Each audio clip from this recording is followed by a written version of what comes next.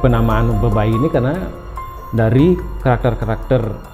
Karena bebayi bongol jadi dianggap dia tuli, seperti tuli ya. Karena gimana kalau ditanyain ini siapa yang nyakitin, biasanya dia diem. Nah, sedangkan bebayi ora arik dia bicara, cuma bicaranya ngawur ya. Makanya disebut dengan ora arik ya, ora arik.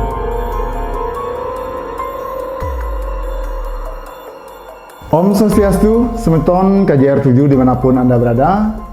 Kembali bersama Titiang Beli Kejur dalam obrolan Bali Niskale.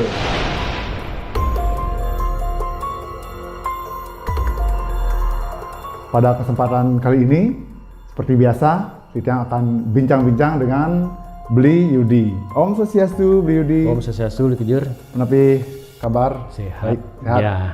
Kemarin kita merayakan Hari Raya Galungan dan sesaat lagi kita akan menyambut Hari Raya Kuningan.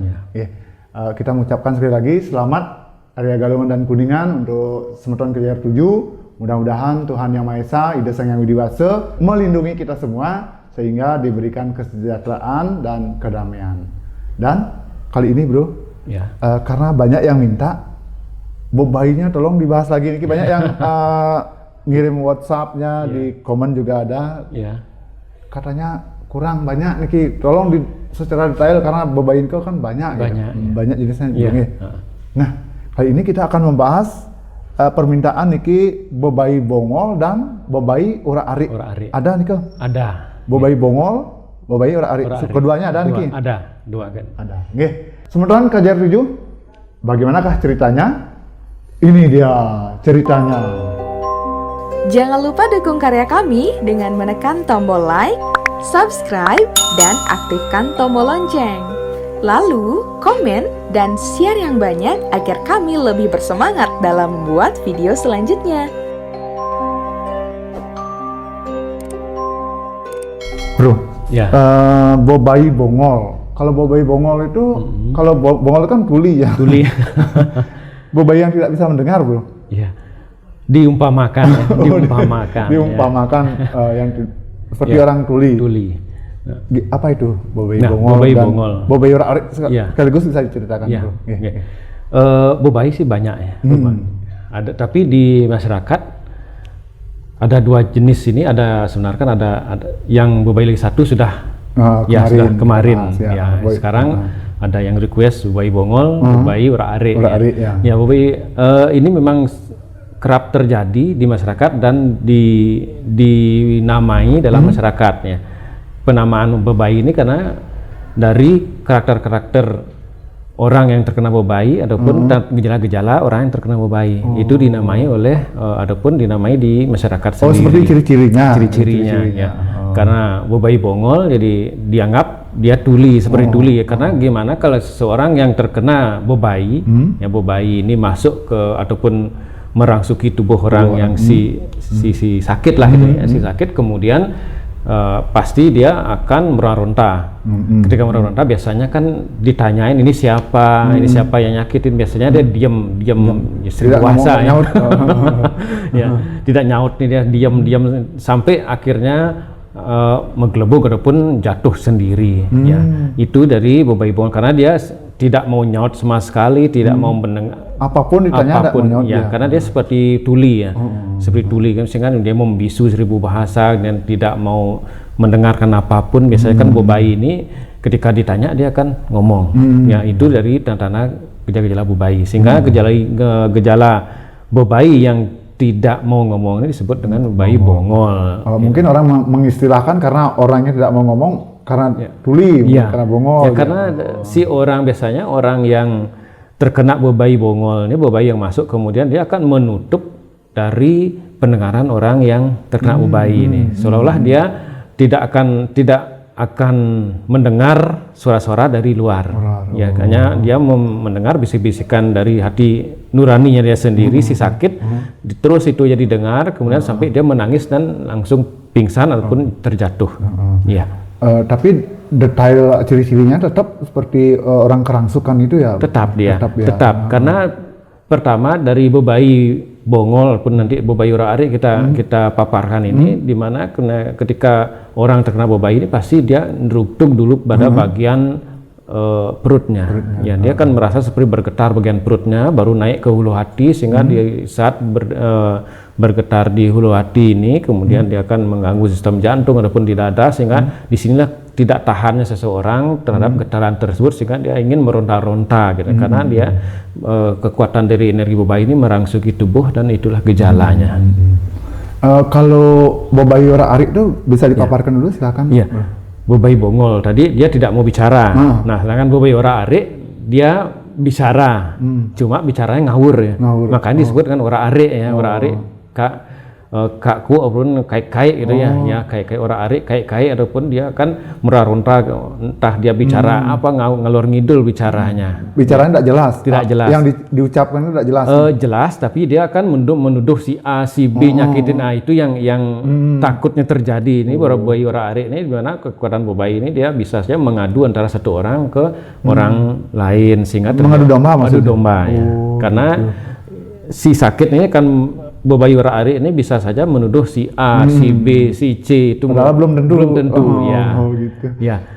Seperti orang pintar juga ya jadinya. Dia bisa menyebutkan ini gitu. Bukan, karena si sakit nih si bobai ini membilang ini siapa nyakitin gitu. Oh, si A, si B, si C dia yang nyakitin saya, terus dia yang beli penyakit ini di sini kayak itu. Dia ngomongnya sembarangan. Iya, sembarangan. Gitu, makanya disebut dengan bobai ora-arik ya. Gitu. Dia kemudian si orang yang terkena bobai ini juga berteriak, bahkan bisa ngamuk ya. Itu perbedaan dari bobai bongol dan bobai ora-arik. Ke bobai bongol dia tidak ngamuk ya. Cuma nangis terus-menerus, kemudian jatuh, entah pingsan, entah dia terjatuh. Tapi bobai ora-arik ini dia akan berteriak, bahkan mengamuk. Bahkan 4 orang pun memegang tidak sanggup. Buat kalian yang mempunyai pengalaman horor dan ingin dibahas dalam obrolan Bali Niskala, silahkan langsung DM di Instagram kami KJR7 Channel, atau bisa langsung menghubungi lewat WhatsApp di 085 89 83 588.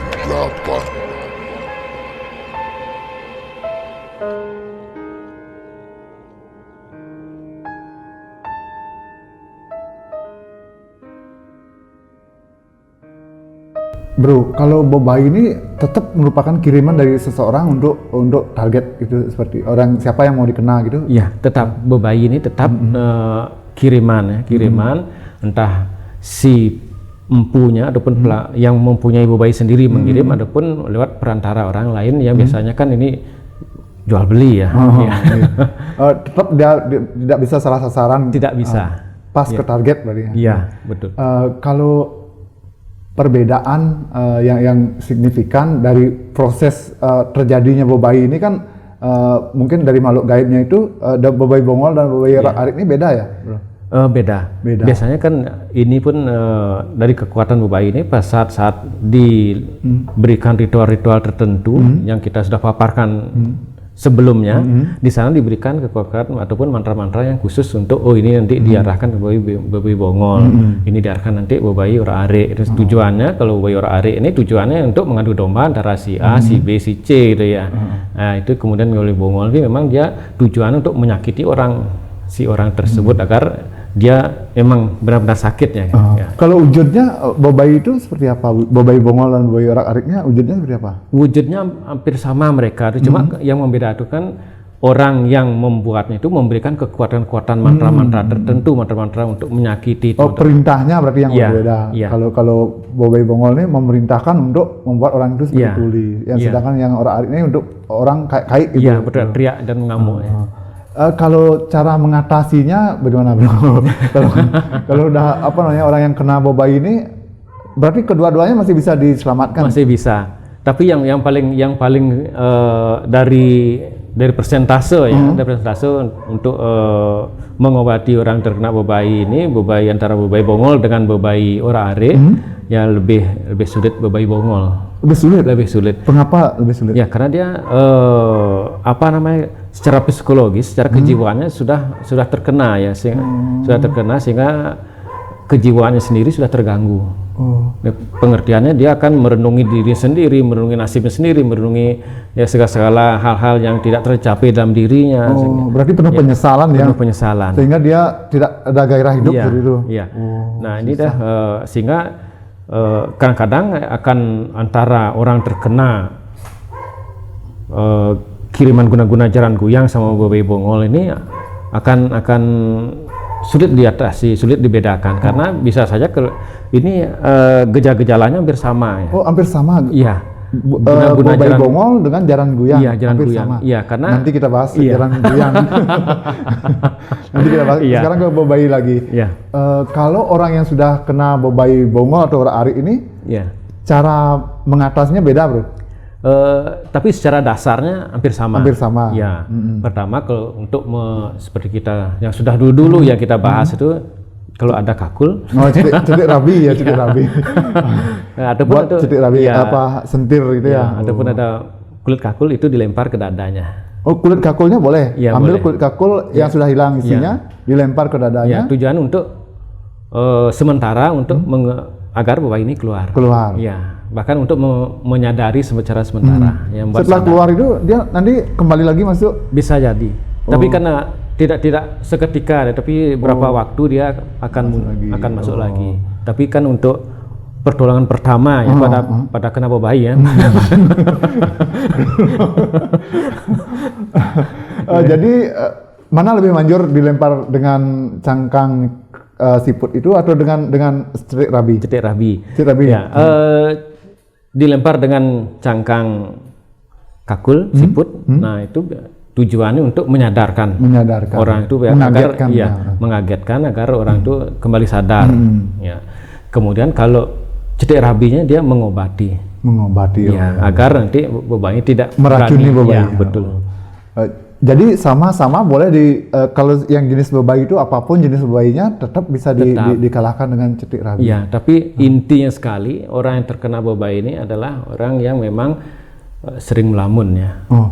Oh berarti tidak boleh sering melamun. Ya, tapi melamun ini kan ada obsesi terobsesi ya, ada obsesi tertentu yang belum tercapai dalam dirinya sehingga dia akan terjadi guncangan kejiwaan. Oh, misalnya kegagalan dalam bercinta, dalam ekonomi. Iya, betul. Ya. Gitu ya. Oh, luar biasa ternyata. Berarti kalau kita sering melamun itu lebih gampang dimasuki bobai. Ada nggak bobai itu masuk tanpa dikirim oleh orang? Tidak mungkin. Tidak mungkin. Ya. Karena bobai ini dia memang diproduksi oleh. Berarti dia hanya menjalankan perintah. Iya, betul. Berarti. Bro, biar kita tidak kena bobai, ada nggak misalnya harus begini, harus begitu biar tidak kena bobai. Selain sembahyang, kemarin kan sembahyang, rajin sembahyang. Itu inti sekali. Ada bawa barang apa, misalnya kayu apa, permata gitu. Ya. Ya itu kan relatif ya. Tapi yang paling sederhana adalah mesui. Mesui? Ya, mesui itu. Kayu mesui ini? Kayu mesui. Diapain dulu? Bisa dibakar dikit, kemudian dihirup, ataupun dihisap ya. Ya, dihisap sedikit sekali. Itu tujuannya untuk agar orang ini tetap eling pada dirinya. Dan kemudian mesui ini memang secara gaib dia tidak modelnya bobai ini kalau takut bukan, tapi tidak mau ya mencium bau mesui. Karena bobai sangat tidak senang dengan bau mesui, sehingga dia ketika ada bau mesui dia akan menjauh. Gitu. Walaupun kita tidak kena bobai, sehat, kalau pakai mesui itu bagus berarti. Bagus. Dipakein ke setiap hari atau gimana? Boleh, nanti kan kalau dipakai setiap hari kan biasanya diambil sedikit ya. Kalau besar kan bawa seperti tongkat bawa kemana-mana. Dibawa sedikit, boleh ditaruh di kantong ataupun di dompet. Didoakan sesuai tujuan dan permohonan pada Tuhan kan gitu ya. Dan sehingga lewat mesui ini juga kita berdoa pada Tuhan gitu ya. Berarti ciri-ciri daripada orang yang kena bobai bongol dan bobai ora-arik ini tergantung dari sifatnya dia itu. Kalau yang diam seperti tadi itu berarti kena bobai bongol.